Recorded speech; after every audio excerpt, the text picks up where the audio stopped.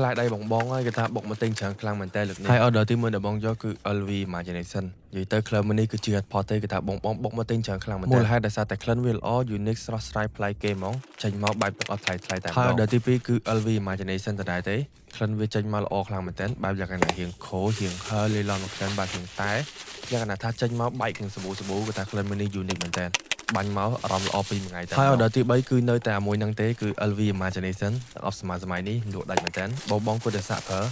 ដឹងតែជាប់ចិត្តតែម្ដងហើយ order ទី4គឺ LV Lemaitre ក្លឹបមួយនេះគេថាប្លែកមែនតើខូចហើយលេឡនមកក្លិនបែបរៀងផ្អែមដែរតិចទេគេថា the best តែម្ដងហើយ order ទី5គឺ Dior Sauvage Elixir ក្លឹបនេះបងអាចប្រើទៅកម្មវិធីបានបាញ់មកលក្ខណៈថាល្អមែនតើហ្មងរៀងហិលដុតងុំគេថាតាក់ទាញអ្នកជុំវិញខ្លួនខ្លាំងមែនតើហើយ order ទី6គឺ Stronger with You Intensely ក្លឹបនេះគឺបងអាចបាញ់ទៅកម្មវិធីឬក៏ជាពិសេសទៅតែម្ដងមែនតើហើយ order ទី7គឺបងក៏យកជាមួយនឹងខ្លួនរបស់ JVG Lame Elixir ក្លឹបនេះគឺបងអាចបាញ់ទៅកម្មវិធីឬក៏ទៅតែបានហើយវាជាប់បានយូរភេខ្លាំងមែនតើបើសិនមកបងចង់បាញ់ក្លឹបមួយដែលភេខ្លាំងប្រើមួយនេះបានហើយ order ចុងក្រោយគឺបងក៏យកជាមួយនឹង clone របស់ YSL EDP អញ្ចឹងគេថាអរគុណទៅដល់បងខ្លាំងមែនតើដែលបាន support ហើយបើសិនមកបងចង់បានទៅ upload ដែលមានក្លិនដូចទៅនឹង original ខ្លាំងមែនតើម្ដងតាក់ទងមកយើងឥឡូវនេះ